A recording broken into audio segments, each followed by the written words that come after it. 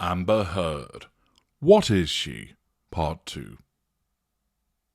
Hello, I'm H.G. Tudor, and we continue with our examination of what Amber Heard actually is, drawing on a wide range of materials to understand more about the person that she is. Looking at interviews, looking at videos, drawing from news articles, interviews with her, comments provided by other people, documentary evidence, all of which creates a picture that we can look at in terms of putting the layers together. With many of these behaviours, as I've explained to you in other videos, initially they can be interpreted in different ways depending upon the lens that is applied to the behaviour. But as the evidence starts to stack up, as more and more behaviours become apparent, we are able to move towards a particular conclusion. We now address her father, David. Amber Heard states of him, "My father was violent to my mother, and they really loved each other."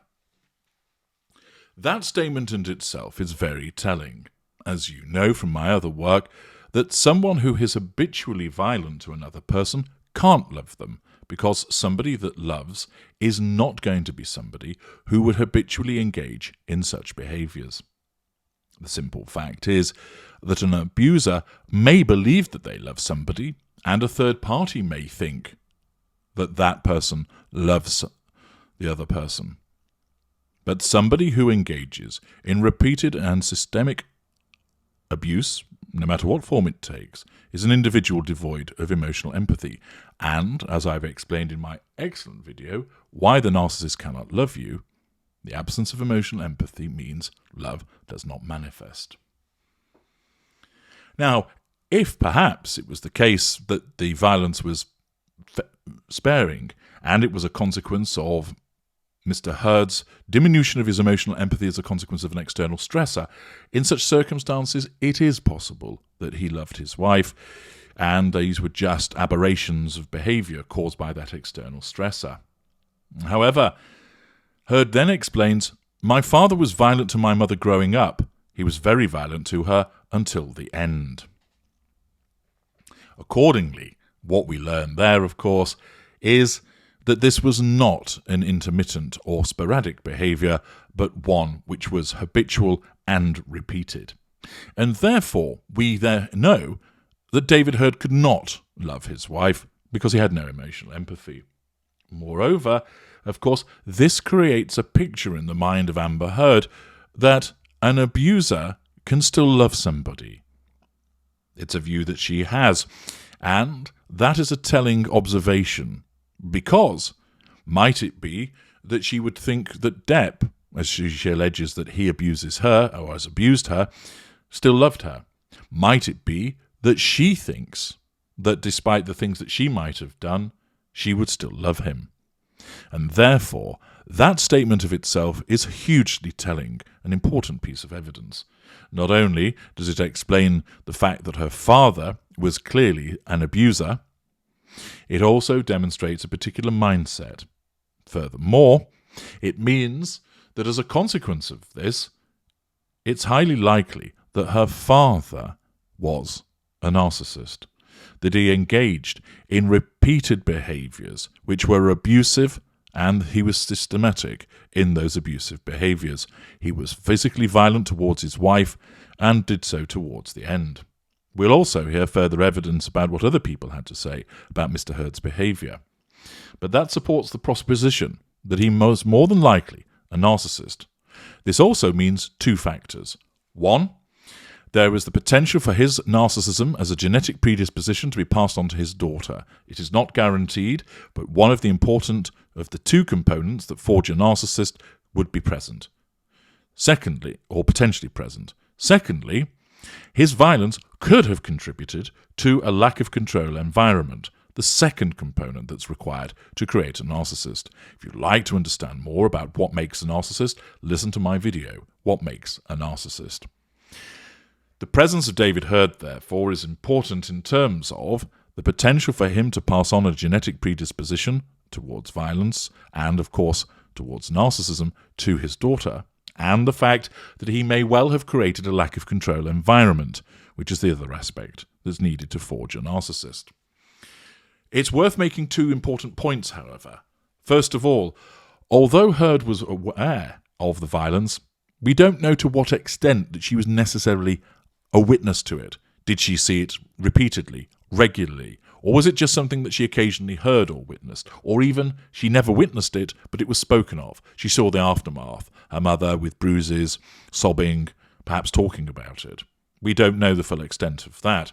And therefore that might mean that although there was a lack of control environment, Amber Heard was not subjected to it to the fullest extent that would be required to create narcissism.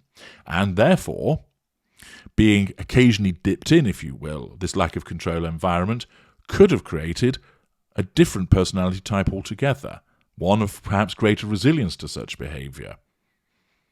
It might be that this forged perhaps a super empath.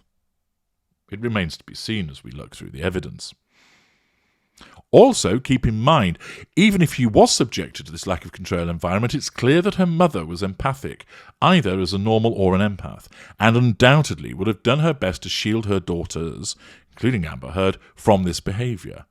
In the circumstances, that would then suggest that there was an intervener, that although there was a genetic predisposition which could have been passed on to her, and there was a lack of control environment, the lack of control environment was not allowed to have the fullest of effects upon Amber Heard because her mother was an intervener. So although there is the potential for her to be a narcissist by reason of genetic predisposition and lack of control environment, it's far from a foregone conclusion. She continued by stating, "My dad struggled with alcohol abuse issues his whole life. He's an addict and he was very violent, but I love him very much," she said. Again, that underpins what he's likely to be, and also underpins a rather skewed view that either she does love somebody who's an abuser, which would suggest the presence potentially of the addiction that is the affliction of an empath, or she believes that she loves him, but doesn't actually, the mindset of a narcissist. David Kalaki, who owns auto repair shop Performance Allison Transmissions and once did work on Depp and Heard's classic cars, told a Showbiz in 2019 that Amber's father once made death threats towards his former son-in-law. He claimed to have received many text messages and phone calls from Amber's father, Mr. David Heard, and after the separation of Amber and Mr. Depp, Mr. Heard became very bitter towards Mr. Depp. The issuing of such death threats demonstrates again a particular type of behaviour and supports the suggestion Mr. Heard is a narcissist. During a phone call with Amber's father, Kalaki claims that the actress's dad said of his then son-in-law, "That fucking piece of shit is fucking me too because I'm supposed to get 10% of the money and without it I can't produce the movie I was going to make. And he is ruining my baby girl's career and blackballing her in Hollywood." Amber's father allegedly continued, "And when I get to him, I'm going to beat the shit out of him.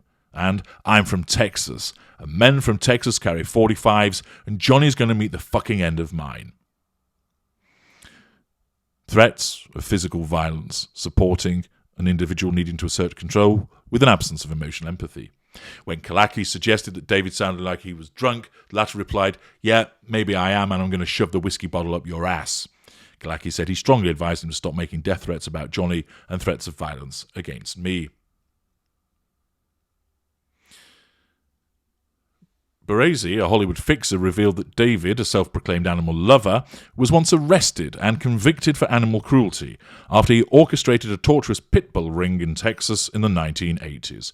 A record of the criminal court filings proved that David ran an animal abuse ring involving no less than 7 pit bulls on his property of 10 acres of land. Such behaviour demonstrates a sense of entitlement, an absence of emotional empathy, and a lack of accountability.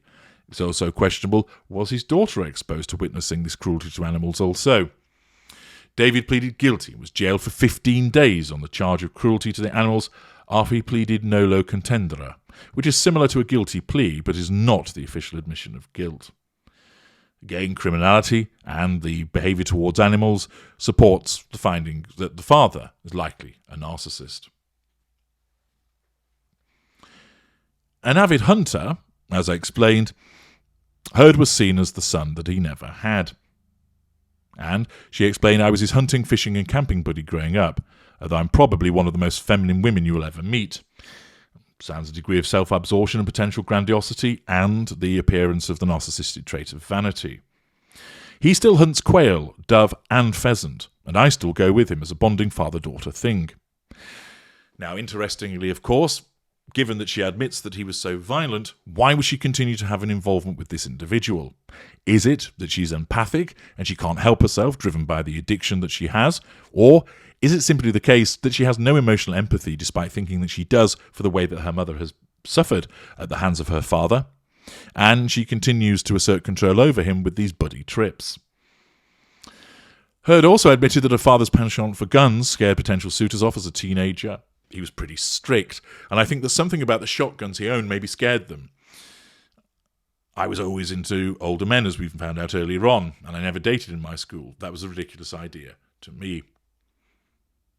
Accordingly, it's quite clear that her father is a narcissist, and therefore that raises the possibility that that genetic predisposition towards narcissism was passed on to her. Not guaranteed, but there's a potential. And it also raises the possibility of her exposure to a lack of control environment, subject to whether that was something she did witness, and also the possibility of her intervening mother.